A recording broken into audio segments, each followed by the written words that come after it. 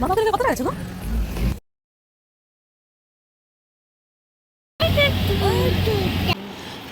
অবস্থা কী হয়েছে দেখুন বন্ধুরা, মানে এতটা ড্রাগ পিম্পল জানি না কী জন্য হয়েছে, ফসকার মতন পড়ে গেছে মুখগুলো সব পুরো শরীরটাতে। তো গুড মর্নিং বন্ধুরা, আজকে আবার অনেক দিন পর নতুন একটা ভিডিও নিয়ে এলাম। আশা করি আপনাদের খুব ভালো লাগবে আজকের ভিডিওটি। তো আজকে একটা জায়গায় যাওয়ার প্ল্যান আছে, তো সেটাই আপনাদের সাথে আজকে শেয়ার করব। কোথায় যাচ্ছি, কী জন্য যাচ্ছি, কার সাথে যাচ্ছি, সবটাই পুরো ভিডিওটা দেখুন। দেখলে পুরো ভিডিওটা বুঝতে পারবেন। এই যে মুখের যে দাগগুলো না, খুব আমাকে অস্বস্তি বোধ করছিল। আর এগুলো হচ্ছে আমার মানে ওয়েদার চেঞ্জের জন্য হচ্ছে মনে হচ্ছে। আসলে প্রথমে তো নেপালে ছিলাম খুব ঠান্ডার ওয়েদারে, তারপরে এই কলকাতাতে এসেছি, সেই জন্য না মনে হচ্ছে এগুলো হয়ে গেছে এরকম দাগ, মানে এতটাই যেন সেই গায়ে যেন তেল পড়ার মতন ফসকা ফসকা মতন দাগ হয়ে গেছে। তো বন্ধুরা পুরো ভিডিওটি কন্টিনিউ করতে থাকুন, বুঝতে পারবেন। পুরো ভিডিওটা এখন বাজছে এই যে 9:45। তো এরপরে এই সকালে জলখাবার করব, আর আমরা খেয়ে বেরোবো, ভাত করব। তো সকালে চা তো জানেনই যারা আমার মানে বন্ধুরা আছেন, যে আমি সকালে ঘুম থেকে উঠে একটু চা না হলে আমার কাজে মন বসে না। চা খেয়ে নিয়েছি। আর এই যে এইগুলো গাগুলো গলাগুলো চুল করছে খুব, মানে ওই দাগগুলোর জন্যই। তো চলুন, এই যে আমি রেডি হয়ে গেছি, খাওয়া দাওয়া করে নিয়েছি, মানে এতটাই তাড়া ছিল না, তারপর আর কোনো ভিডিও করতে পারিনি। শাশুড়িমা ঝটঝট করে মাছের ঝোল করে দিয়েছিল, মাছের ডিম ভেজে দিয়েছিল, গরম ভাত হয়েছিল, খেয়ে দিয়ে বেরিয়ে গেলাম। কেননা আমাদের টাইমিংটা না হলে আমি ধরতে পারবো না। আর এই যে আমাদের বাড়ির মা, ওনাকে না স্মরণ করে তো কোথাও আমরা বেরোই না, বেরোনো উচিতও নয়। আমাদের মা, আমি যে এসেছিলাম একটু প্রণাম করতে, যেন আমাদের যাত্রাটা, সারাদিনের যাত্রাটা যেন শুভ হয়। ওনার আশীর্বাদ কৃপা নিয়ে আমি আমাদের যে কাজের গন্তব্যস্থল সেখানে বেরিয়ে গেলাম। বন্ধুরা, তো আপনারা পুরো ভিডিওটা দেখবেন, ভালো লাগবে। আর যদি ভিডিওটি ভালো লাগে তো চ্যানেলটিকে সাবস্ক্রাইব করে অবশ্যই পাশে থাকবেন বন্ধুরা। তো চলুন বেরিয়ে পড়েছি বাড়ি থেকে। আর আমার শ্বশুরমশাই আমার মেয়েকে নিয়ে আগেই বেরিয়ে গেছে। মেয়েকে জুতো পরিয়ে দিলেও কিছুতেই বাড়িতে থাকতে চায় না, সেই জন্য ওকে যে জুতো পরিয়ে দিয়েছি ও টং টং করে দাদাইকে টেনে টেনে নিয়ে চলে গেছে। আমি বলছি কোথায় গেল, এতক্ষণও দেখা যাচ্ছে না ওকে, কত দূর নিয়ে গেছে ওকে শ্বশুরমশাইকে টেনে টেনে।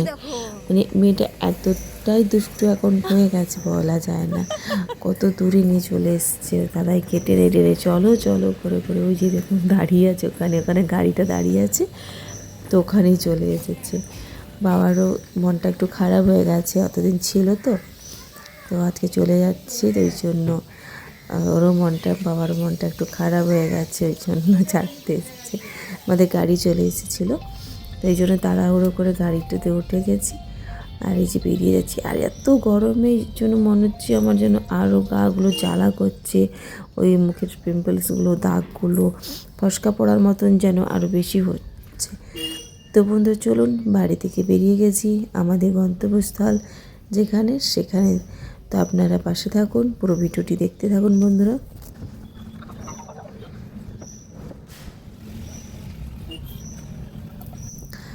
আর এইটা দেখে হয়তো অনেকেই বুঝতে পারছেন যে এখন আমরা কোথায়, কোন দিকে মানে ঢুকছি। যারা এই জায়গাটায় এসেছেন কলকাতা এয়ারপোর্টে, তো তারাই জানেন, দেখেছেন হয়তো। তো এই যে আমিও না খুব ভয়ে ভয়ে ভিডিও করছিলাম, যদি কেউ কিছু বলে ভিডিও করলে। আসলে সব জায়গায় তো মানে ভিডিও করা অ্যালাউ নেই, তো সেই জন্য ওই যে এখানে বর্মশাই আমাকে বলে দিচ্ছিলো যে কী করতে হবে ভেতরে। আমি নেপালের এয়ারপোর্টে আমি এখন মানে অভ্যস্ত হয়ে গেছিলাম যে কোথায় কী করতে হবে না হবে, কি নিয়ে যেতে হবে না। তো সেইভাবেই আমিও আমার সাইড ব্যাগে আমি সেইভাবেই জিনিসপত্র নিয়েছিলাম, যেন না কখনও কোনো রকম প্রবলেমে পড়তে হয় ট্রাভেল করার সময়। দূরবর্তী ট্রাভেল করতে গেলে যেন না কোনো প্রবলেমে পড়তে হয়, নিজেদের যেইটুকু প্রয়োজনীয়তা সেইটুকু নিয়ে যাওয়াটাই ভালো আমার মনে হয়। বেশি কিছু আগ বাড়িয়ে নিয়ে যাওয়াটা উচিত নয়। সেখানে নিজেরও একটা কেমন লাগে যখন কেউ কিছু বলে ফেলে, তার থেকে আমার যতটুকু প্রয়োজন ততটুকুই নিয়ে গেছি। আর এই লিফটগুলোতে আমার মেয়ে খুব মানে একা একা নামতে চায়, আমি ভয় পাই, কিন্তু ও একা একা নামতে চাই। এইটুকু ছোট্টকা মেয়ে একটি, ওই জন্য বলছে মা নামবো নামবো, আমি বলি না নামতে পারবি না তুই, না নামবো। তো চলুন, এই যে আমাদের মানে প্লেনটা নিচ্ছি, আমাদেরকে নিচে নামতে হচ্ছে। আর এই যে আমরা বড়মশাইয়ের সাথেই আমরা যাচ্ছি, কোথায় যাচ্ছি সেটা পরেই আপনাদের মানে একটু পরেই আপনারা জানতে পারবেন যে আমরা কোথায় যাচ্ছি। আমার মেয়ের খুশিটা দেখেছেন তো, ও খুশিটাই সবচেয়ে বড় খুশি আমাদের কাছে। ও সারা রাস্তাটা যা প্লেন দেখে তো ও মানে ও এত খুশি, ও তো বলে বড় পাখি বলে এটাকে, দেখে যখন আকাশে উঠতো নেপালেও দেখতো। নেপালের ছাদেও আমার আগের ভিডিওগুলো দেখবেন দেখায়, ওখানে ছাদে দাঁড়ালে কতটা নিচ দিয়ে প্লেনগুলো যেত। তো ছোটো আমার মেয়ে ওখানেই ছোটো থেকে বড় মানুষ হওয়া, তো ও ওখানে দেখেছে যে প্লেনগুলো যায়, ওকে বলে বড় পাখি, ও দেখেই চিৎকার করছে বড় পাখি, ওই তোটা করছে। তো এইখানে যে ভিতরে যাচ্ছি, এরপরে আমাদের টিকিট সব কিছু সব কমপ্লিট হয়ে গেছে। কেননা আমি দেখাইনি, কেননা ওখানে কিছু প্রবলেমের জন্য আমি এইসব দেখাই না। কেননা কেউ কিছু বললে, কেউ গাইডলাইন্সে থাকলে আমার নিজের কেমন লাগে, আমার সাথে আমার হাজব্যান্ড আছে, ওর হয়তো কোনো প্রবলেম হবে, যে জন্য আমি পুরো মানে সবাইকে আমি দেখাতে চাই না। বিশেষ করে আমি না ভিডিও করতে গেলে মনে হয় যেন আমি একটু নিজেকেই শুধু দেখাতে চাই, কেননা পাশে কাউকে দেখাতে চাই না। কারণ কেউ যদি কিছু প্রবলেম মনে করে জন্য আমি হয়তো একটা মেয়েকে দেখাবো, সে হয়তো আমাকে যদি অন্য কিছু বলে ফেলে, সেই জন্য আমি কাউকে দেখাতে চাই না। আর এই যে আমরা এখন ভিতরে ঢুকছি, আমাদের সিট ওই যে মাঝামাঝি আছে। বরমাসে বলছে এইখানে করছো করে নাও, যেখানে যাচ্ছ সেখানে কিন্তু স্ট্রিট বারণ আছে। আমি ভাবলাম হয়তো ও হয়তো এমনি বলছে কোনো কারণে। তো হঠাৎ দেখছি বসে আছি, হঠাৎ দেখছি এরকম ধোঁয়া হয়ে যাচ্ছে, ভেতরটা ধোঁয়া হয়ে যাচ্ছে। আমি বললাম এটা কী করলো, ভিতরে এত ধোঁয়া ঢুকছে কোথা দেখি, আমার ভীষণ ভয় করছিল।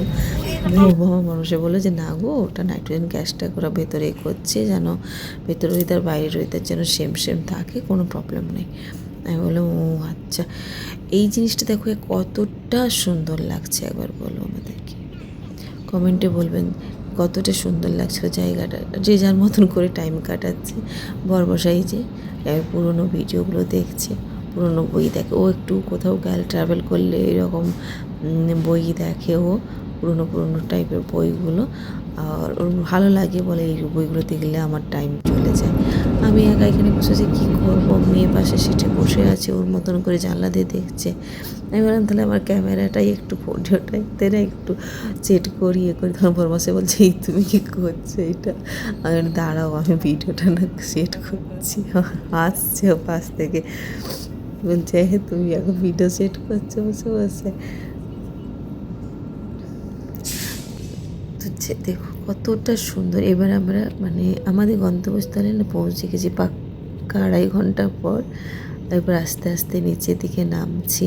মানে এই নিচের দিকে নামা যখন হয় না, তখন উপর দিকে উঠতে এতটা ভয় লাগে না যতটা নিচের দিকে নামার সময় লাগে।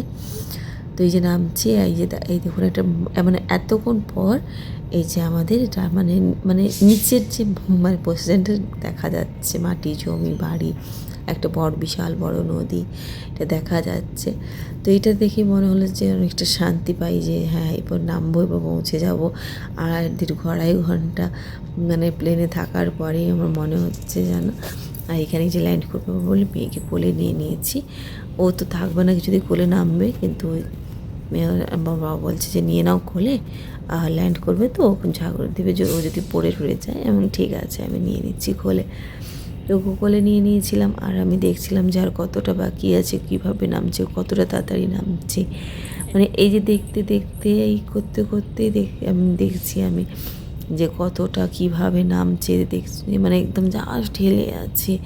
মানে আমি নেপালে চেপেছি, হয় বেশিক্ষণ নয়, কম টাইমে, কিন্তু এইটা দীর্ঘ 2.5 ঘন্টা আমার লাইফ ফার্স্ট টাইম হয়তো নেমে গেছি, ল্যান্ড করে গেছি। তো এই জায়গাটাতে মানে নামার মানে ল্যান্ড করার পরেই ক্যানভাস করে দিয়েছে যে কেউ ফোন মানে ফটো ভিডিও কোনো কিছুই এখানে অ্যালাউ নেই, কেউ কিন্তু কোনো ফটো ভিডিও কোনো কিছুই করবেন না।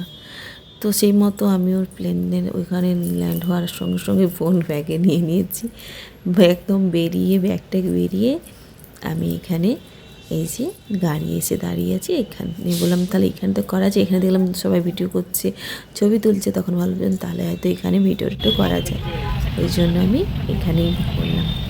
আমি এসেছি পুনেতে, আমার নতুন জায়গা পুনে, নেপালে এতদিন ছিলাম, নেপাল ছেড়ে এরপরে এলাম পুনে। আসলে বরের তো ট্রান্সফার জব, ও তো 2 বছর 3 বছর ছাড়া এদিক ওদিক ট্রান্সফার হয়, তো সেই জন্যই মানে ওখানে নেপালে 2 বছর কাটানোর পরে এবার আমাদের গন্তব্যস্থল ইন্ডিয়া পুনেতে। তো এইটুকু ভালো লাগছে যে একটা মানে আউট অফ কান্ট্রি থেকে মানে নিজের কান্ট্রিতে ঢুকলাম, এটা অনেকটাই আমাদের কাছে মানে আমাদের কাছে অনেকটাই ভালো লাগার জায়গা। এটাও আমাদের নিজের শহর, নিজেদের দেশ, নিজের কান্ট্রি। তো এই যে পুনে চললাম আমার বরের সুন্দর গোছানো সংসারে। আসলে আমার বরমশাই এখানে 1 মাস একাই থেকে গেছেন, কেননা তখন বলেছিল যে বাচ্চা তো একবারই প্রথম থেকে নিয়ে গেলে কোথায় থাকবো কী করবো রুম, ওই জন্য আসিনি। আর তারপরে বরমশাই যে রুম টুম দেখার পরে আর সব কিছু রেডি করে তারপরে আমাদেরকে নিয়ে এসেছে, যে চলো এবার সব কিছু ওখানে ঠিকঠাক আমি করে নিয়েছি, যতটা করেছি এবার বাকিটা তুমি গিয়ে ওখানে একটু গুছিয়ে নিই। আর ঠিক আছে। তো আমি এসে দেখলাম যে আমার গুছানোর মতন আর কিছুই নেই, উনি সব একদম টুকটাক করে সব কিছু গুছিয়ে নিয়েছে। তো ওনাকে এখানে কথা বলছিলাম যে আমাদের কলকাতার ফ্ল্যাটেও একটা কাজ হচ্ছে, তো আমাদের নিজস্ব ওখানেও ফ্ল্যাট কেনা হয়েছে, তো ওখানে কাজ হবে। তো সেই জন্য জিজ্ঞেস করছিলাম যে ফ্ল্যাটটা তো আমি একবার যে গিয়েছিলাম দেখতে, তারপরে থেকে আমার আর যাওয়া হয়নি, বাড়িতেই ছিলাম আমি। ফ্ল্যাটে আসলে অনেক দিনই কেনা হয়েছে, একটু ভাড়ায় দিয়ে দিয়েছিলাম যেহেতু আমরা এখানে থাকি না বলে, ওরা এবার ছেড়ে দিয়েছি, এবার আমরা ঢুকবো কাজ করব কিছু, ওই জন্য।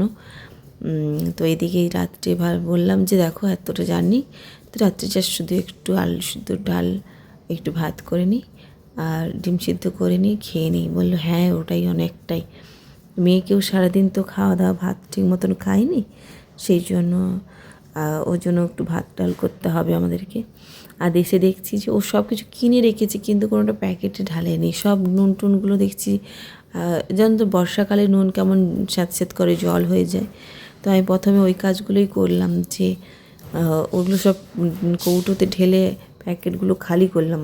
বড়টা বলছে দেখো আমার এই জায়গাটা কতটা ফাঁকা ছিল, তুমি এসে কি করলে? আমি বলি হ্যাঁ এইসব প্যাকেটে জোড়াজুটি করে রেখে দিয়েছিলে, সব এগুলো না ফাঁকা করলে হয়, তো সেই জন্য ওগুলো গুছিয়ে এরপরে এই যে ডিম সিদ্ধ ভাতটা বসাবো। তো বন্ধুরা ভিডিওটি ভালো লাগলে প্লিজ চ্যানেলটিকে সাবস্ক্রাইব করে পাশে থাকবেন। আজকের মতন টাটা।